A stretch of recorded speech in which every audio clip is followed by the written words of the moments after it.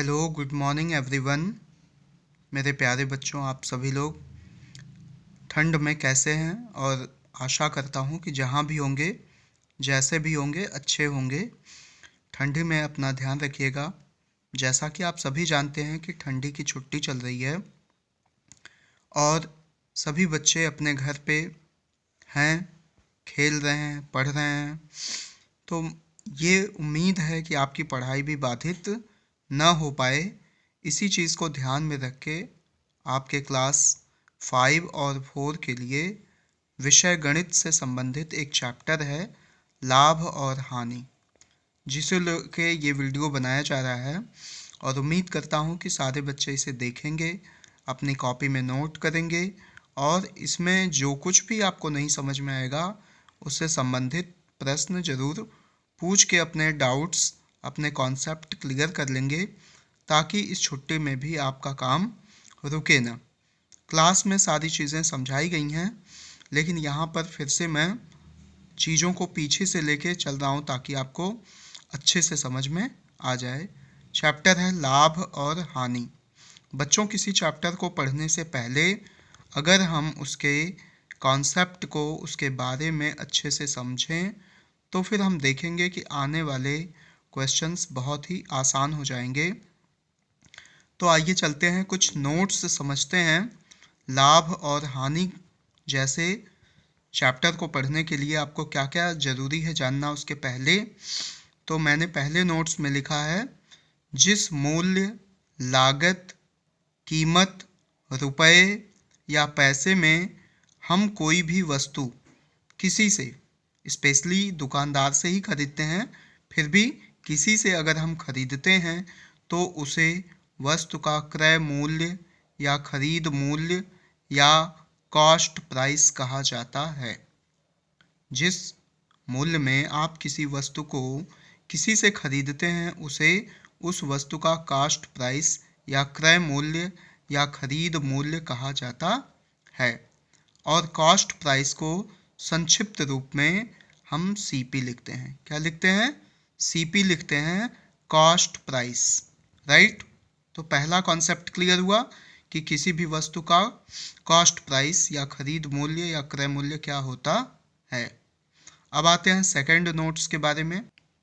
चलिए अब दूसरी नोट्स देखते हैं कि जिस मूल्य, लागत, रुपए या पैसे में हम कोई भी वस्तु किसी को बेचते हैं उसे वस्तु का विक्रय मूल्य या बेचने वाला मूल्य या सेलिंग प्राइस कहा जाता है।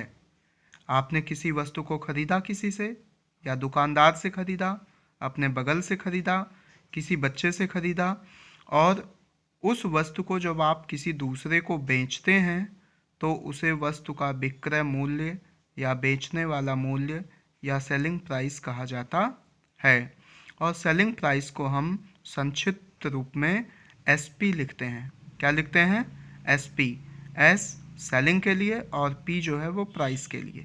तो सेलिंग प्राइस को संक्षिप्त में, शॉर्ट फॉर्म में क्या लिखते हैं? सेलिंग प्राइस को एसपी लिखते हैं।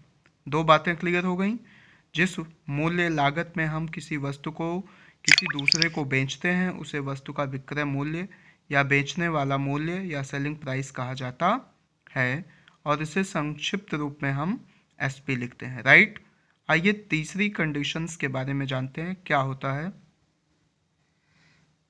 अब तीसरी कंडीशन जो सबसे इम्पॉर्टेंट है बच्चों, वो समझने के लिए आपको दो नोट्स पहले ही ऑलरेडी मैंने बता दिया कि जब किसी भी वस्तु का क्रय मूल्य क्या होता है और किसी वस्तु का विक्रय मूल्य क्या होता है, तब आप समझिए व्यवहारिक भाषा में हम व्यवहारिक उदाहरण से ये समझ सकते हैं कि हमें लाभ कब होता है और कब हानि होती है।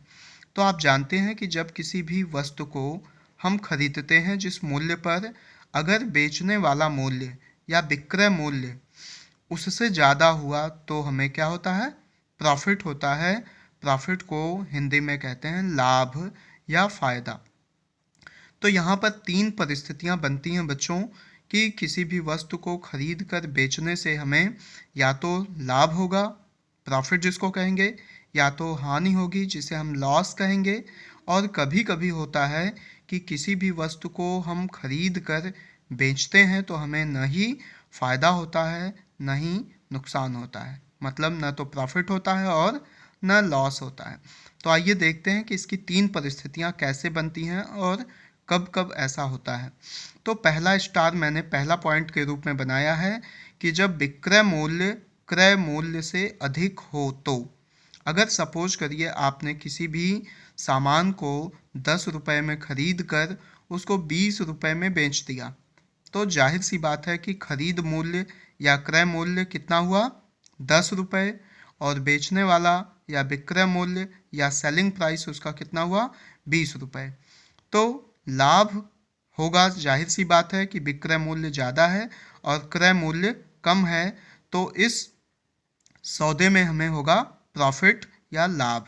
तो इस परिस्थिति में हम लाभ बराबर लिखेंगे विक्रय मूल्य माइनस क्रय मूल्य, अर्थात जब विक्रय मूल्य क्रय मूल्य से ज़्यादा होता है तो हमें प्रॉफिट होता है, हमें फ़ायदा होता है, और इस परिस्थिति में लाभ बराबर विक्रय मूल्य माइनस क्रय मूल्य लिखा जाता है। कुछ बच्चों को इंग्लिश की भी ज़रूरत पड़ती है, तो यहाँ पर मैंने इंग्लिश भी लिखा है, when SP is greater than CP then we have to profit, अर्थात जब विक्रय मूल्य क्रय मूल्य से ज़्यादा हो तो हमें प्रॉफिट होता है, और इस परिस्थिति में profit equals to SP minus CP। तो ये पहला स्टार पहली परिस्थिति है। और दूसरे ब्लॉक में मैंने लिखा है जब क्रय मूल्य विक्रय मूल्य से अधिक हो तो, अर्थात CP ज़्यादा हो और SP कम हो। तो इस केस में कहा जा सकता है कि अगर मान लीजिए आपने किसी भी वस्तु को 10 रुपये में ख़रीदा और 10 रुपये में ख़रीद कर उसे 5 रुपये में बेच रहे हैं, तो कोई भी बच्चा आसानी से बता सकता है कि इसमें हमें हानि होगी, और हानि कितने रुपए की होगी, तो इसको हम इस फार्मूले से निकालेंगे, क्रय मूल्य माइनस विक्रय मूल्य, अर्थात 5 रुपये में हमने ख़रीदा है, 10 रुपये में ख़रीदा है और उसको 5 रुपये में बेच रहे हैं, तो 10 माइनस 5 कर देंगे, अर्थात हमें 5 रुपये का नुकसान या हानि या लॉस होगा। तो इस परिस्थिति में हम हानि बराबर लिखेंगे क्रय मूल्य माइनस विक्रय मूल्य। इंग्लिश में हमने लिख दिया when CP is greater than SP then we have to loss, and in this case loss equals to CP minus SP। तो ये है दूसरी परिस्थिति। और तीसरी परिस्थिति पर ध्यान देते हैं कि परिस्थिति ये भी आती है कि जब हम क्रय मूल्य और विक्रय मूल्य दोनों बराबर हो जाएं, अर्थात हम किसी चीज़ को 10 रुपये में ख़रीदें और 10 रुपये में ही बेच दें, तो इस सौदे में हमें ना तो नुकसान होगा और ना ही फ़ायदा होगा। तो ये परिस्थिति तब आती है जब क्रय मूल्य और विक्रय मूल्य दोनों बराबर हों, तो उस परिस्थिति में हमें ना कोई फ़ायदा होगा और ना कोई हानि होगी। इंग्लिश में हमने लिख दिया when CP is equals to SP then we have to no profit no loss. तो ये आपकी शॉर्ट नोट तैयार हो गई। इस नोट्स को 2 बार 3 बार पढ़ने से आपके कॉन्सेप्ट क्लियर हो जाएंगे और आने वाली चीज़ें आपको आसानी से समझ आएंगी।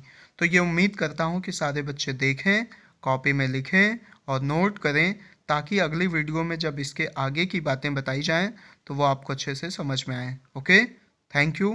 तो नेक्स्ट वीडियो में मिलते हैं, इसके आगे की बातों को चर्चा करेंगे। तब तक आप इसको 2 बार 3 बार पढ़ेंगे और सारे बच्चों को भेज भी दीजिएगा, ताकि उन लोगों का भी काम हो जाए, स्पेशली 4 और 5 वाले बच्चों को। ओके, थैंक यू बच्चों।